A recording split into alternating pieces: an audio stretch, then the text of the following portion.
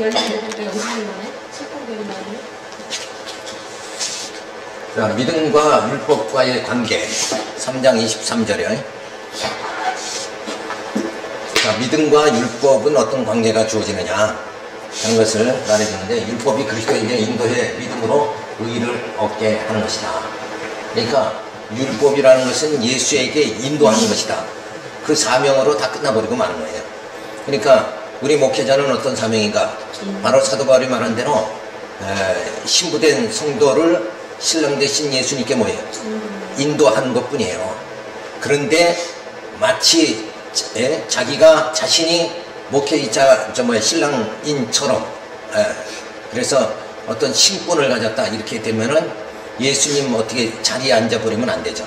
우리는 어디까지나 피조물이니까 하나님께서 나를 어떻게 쓰시느냐, 쓰임 받는데 그 영광으로 알아야 됩니다. 그런데 자칫하면 뭐예요? 자기가 어떤 예수님의 자리에 앉는 그런 어리석은 자가 되는 거예요. 그게 앉는다는 게 뭐냐면 예수님에게 돌려져야 될 영광을 사람이 취해버리는 거예요. 목회자가 다 취해버린다 그러면은 그 예수님 자리에 앉아버리는 거예요. 근데 그거를 사실은 조금 깨닫기가 좀 어렵죠. 그래서 많은 사람들이 참 그런 영광을 스스로 취하는 이런 어리석은 자가 되어버리고 마는 거죠. 예수님께 사탄이 시험을 하죠. 그럴 때도 그 사탄의 말 다 들으면 자기가 높여주겠다는 거예요. 그러니까 사탄이 어느 자리에? 하나님 자리에 앉아버린 거죠, 결국. 그래서 믿음이 오기 전에 우리가 율법 아래 매인받고 계시될 믿음의 때까지 갇혔느니라. 이같이 율법이 우리를 그리스도에게 인도하는 몽학 선생이 되어 우리로 하여금 믿음으로 말미암아 의롭다함을 얻게 하려 함이니라. 믿음이 온 후로는 우리가 몽학 선생 아래 있지 아니하도다. 믿음의 때까지 율법 아래 매인받고 갇혀있게 하셨다. 요 율법 아래 가두어뒀다. 그게 왜 그러냐면 율법으로서는 목적이 행위의 거룩함을 유지하게 만드는 거예요. 살인하지 않고 강도질하지 않으면 우선 범죄에 이르질 않는 거예요. 근데 죄와 범죄를 구분해야죠. 범죄는 죄가 드러난 거예요. 그게 만약에 탐심이다, 욕심이다. 그거는 뭐예요? 죄를 말하는 거고, 그 탐심이 드러나면서 도둑질을 했다. 도둑질은 뭐예요? 그게 범죄예요, 범죄. 죄가 드러난 게 범죄다. 그러니까 율법은 뭐를 억제시키는 거예요, 지금? 범죄를 못하게 억제시키는 기능이지, 죄를 소멸하는 기능이 아니에요. 죄를 소멸하는 기능은 뭐예요? 바로 복음이다. 예수님이 오셔서 우리의 죄성을 소멸해 주는 거예요.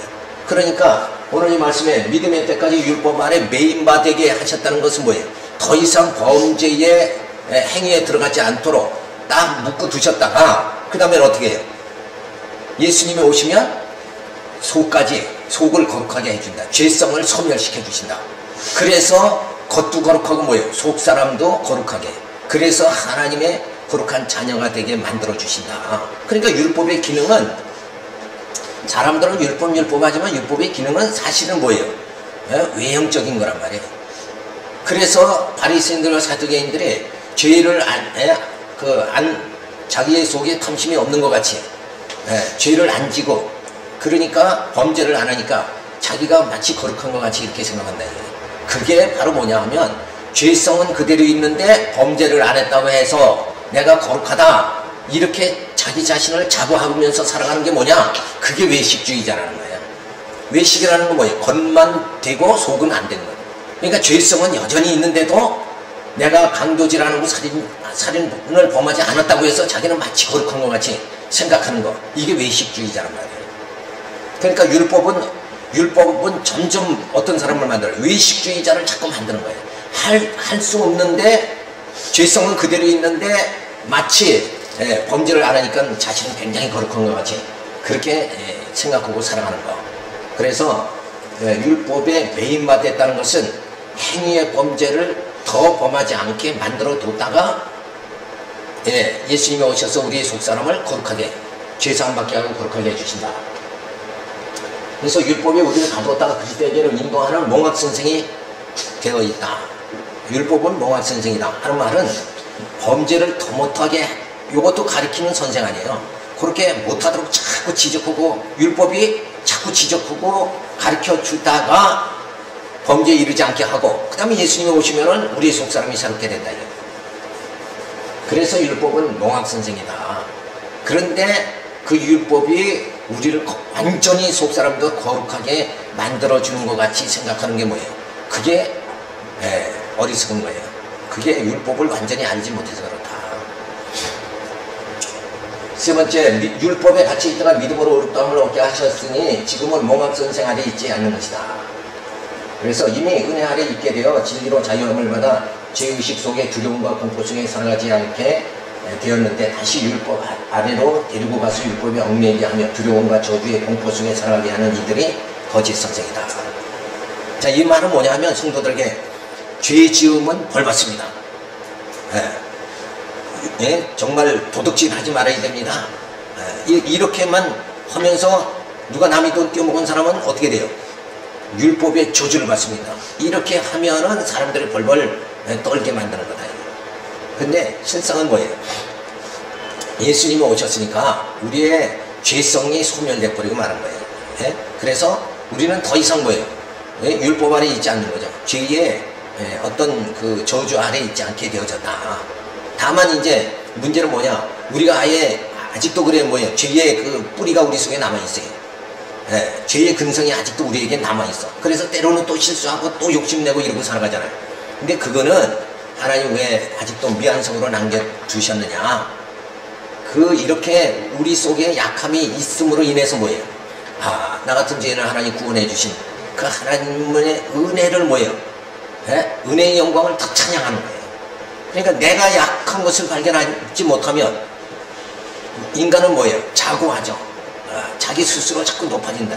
그 높아질 때는 뭐예요? 하나님 찬양을 안 한다는 거예요. 감사가 없고.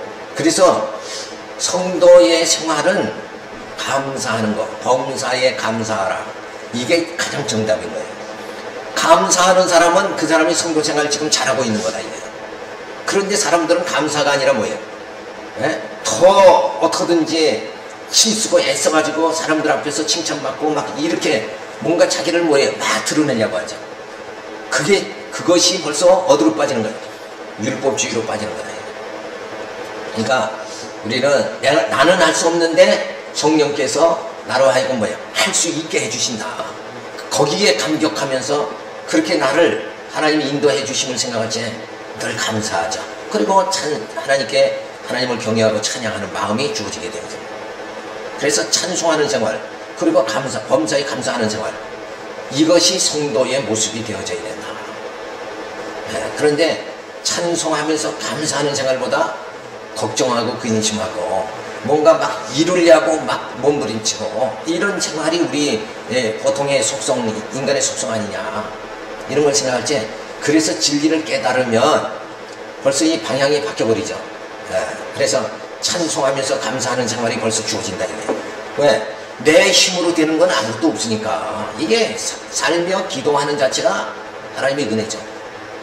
그리고 가정 주신 게 은혜고 건강 주신 게 은혜고. 그래서 건강을 주셨으니까 내가 일하는 거지. 내가 힘이 있어서 내 맘대로 내가 하고자 하니까 하는 것이 아니에요. 건강을 잃어버리면 아무것도 할 수가 없는 거 아니에요. 그러니까 그 모든 기본적인 걸 뭐예요? 하나님께서 다 주셨다는 거예요. 그래서 우리는 그 하나님의 은혜를 생각하면은 찬송과 그리고 감사의 생활이 주어져요. 그래서 우리가 이미 은혜 아래 있게 되어 진리로 자유함을 받았죠. 그럼 자유함을 받았으니까 자꾸 누가 이렇게 살아야 됩니다. 이건 해야 됩니다. 이건 하지 말아야 됩니다. 막 그 행위로 자꾸 성도들을 얽매이게 한다는 거. 요거는 율법으로 다시 되돌아가는 생활이다. 그러니까 우리가 어떤 행위를 하나 딱 하더라도 뭘 해야 된다 그래서 와서 하는 게 아니라, 교회 와서도 그렇잖아요. 청소합시다. 그럼 청소하는데 그것이 이제 두 가지죠. 그걸 해야 된다. 이렇게 가르침을 받았기 때문에 와서 규범에 의해서 하는 거고, 정말 나 같은 죄인을 구원해 주신 하나님의 은혜가 얼마나 감사한가. 그래서 기쁨과 감사가 나와서 막 와서 청소한다. 의무적으로 하는 거고 기쁨으로 하는 거고는 의미 자체가 달라지지 않느냐 이게. 그게 어떤 게 바람직한 거예요? 그 기쁨으로 해야 바람직한 거 아니냐. 네. 그래서 기쁨이 주어지면 자원하는 마음이 주어지는 거예요. 그래서 그저 교회 와서 봉사하고 싶고 진리의 말씀을 점점 깨닫고 싶고 그래서 신령한 젖을 자꾸 사모하게 되고 진리를 더 깨달아야 되겠다는 그 마음이 참 그 소원이 주어지고 그래서 하나님께서 우리를 인도하시는 방법이 뭐냐면 먼저 소원을 주시는 거예요. 마음의 소원을 딱 준 다음에는 그 다음에 뭐예요? 그 소원대로 행하게 하시는 거예요. 그리고 소원을 주시니까 행하게 하고 그 다음에 행하니까 뭐예요? 믿음이 있다 하고 하나님께서 축복해 주시는 거예요. 그러니까 원래는 뭐예요?